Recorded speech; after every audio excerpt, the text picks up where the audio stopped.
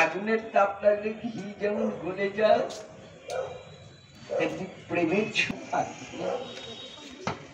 আমি যে নিজেকে আমি কি করে আমাদের স্বামীকে দেখবো বলুন? আমি যখন তাকে দেখতে পেলাম না, মনে কষ্ট হলো, এবং ছিল আমায় দেখতে পেল না, তারও মনে কষ্ট।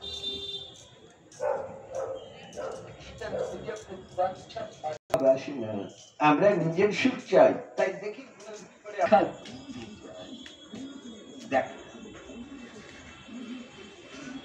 কেন আমাকে দেখে তোমার সুখ হয়ে পারে?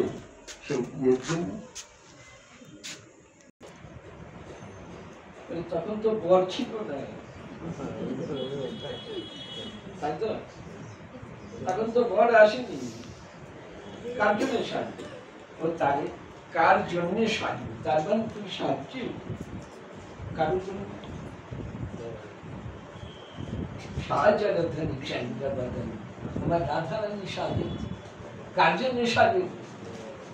আমরা সাজি আয়নার সামনে দাঁড়িয়ে, কেমন দেখায় আমার নিজের সুখের জন্য সাজি, আর রাধারানী সাজে সে যে গিয়ে গোবিন্দের সামনে দাঁড়ায়। আমায় দেখে যদি তোমার সুখ হয়, তুমি আমায় দেখো, আমাকে দেখো, আমাকে দেখো। এই কৃষ্ণেন্দ্রিয় প্রীতি বাঞ্ছা ধরে বলুন, এই প্রেম জগতে আছে? এই আমি বেরোবার আগে দেখলাম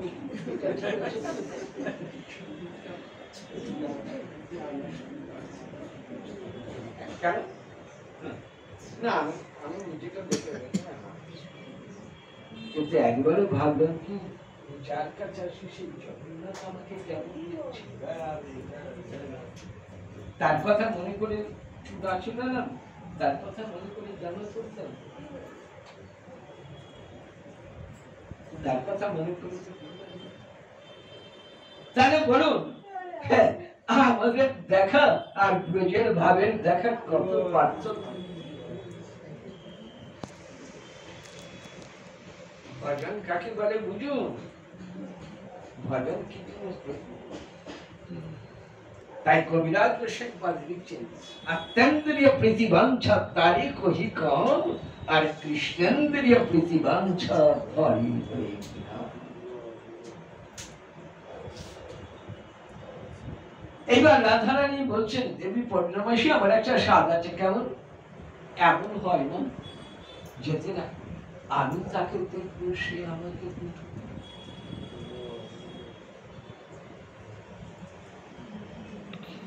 আমি তারে দেখবো, সেও আমায় দেখবে।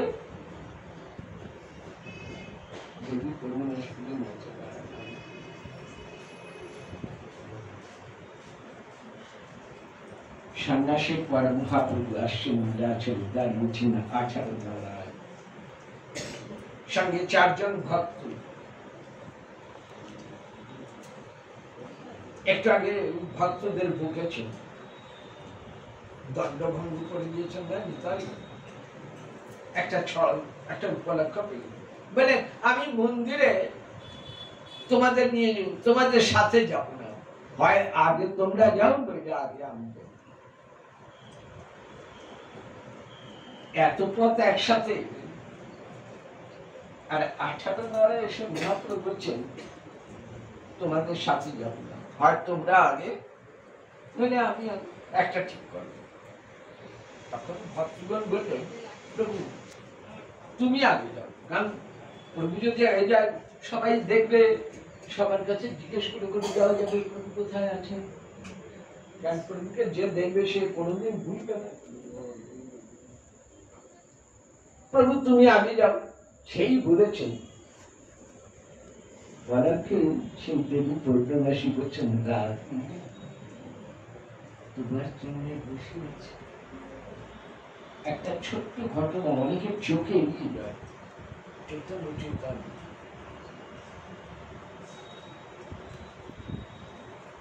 ছোট্ট একটা ঘটনা। এই 18 নারের ঘটনার আগে পুরী থেকে প্রায় 8 মাইল দূরে কমলপুর বলে একটা গ্রাম আছে। ওই কমলপুর গ্রাম থেকে প্রথম জগন্নাথের ধ্বজা মন্দিরের চূড়ার দর্শন পায়, নাম কমলপুর। এখন অবশ্য বাড়িঘর সেটা আগে দেখা যেত। কমলপুরে গেলেই দূর থেকে দেখা যেত, ওই ৮-১০ মাইল দূর থেকে দেখা যেত মন্দিরের চূড়া। মহাপ্রভু আসছেন, ঘটনাটা দেখুন কত চমৎকার। মহাপ্রভু আসছেন, যেই কমলপুরে ঢুকে দেখলেন সঙ্গে সঙ্গে প্রভু দাঁড়িয়ে।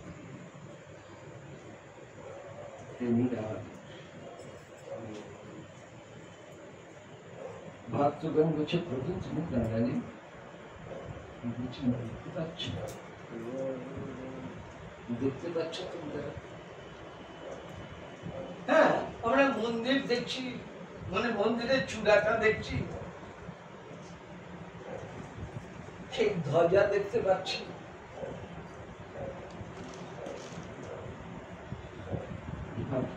আমি মন্দিরের চূড়াও দেখছি না, ধ্বজাও দেখছি না।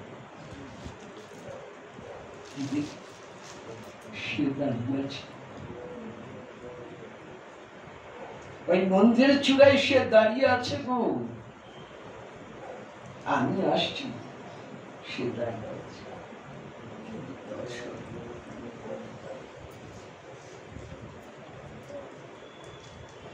আমি আসছি, তো টের পেয়েছি আমি আসছি,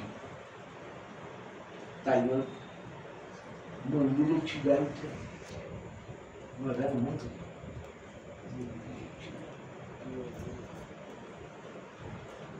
আমি মন্দিরে দেখছি না, চূড়া দেখছি না, ধ্বজা দেখছি না, আমি মজার মুহূর্তে 10 মিনিট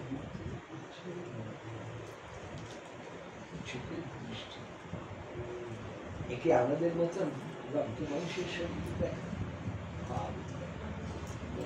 এখন মহাপ্রভু বলছেন 18 ডালায় এসে, রাধা ভাবি কাকে শুনতে দেবে না, হয়তো আমি মজা না, প্রভু তুমি আগে যাও। যেই বলেছেন সঙ্গে সঙ্গে দেবী পরিণত চলেছিলেন।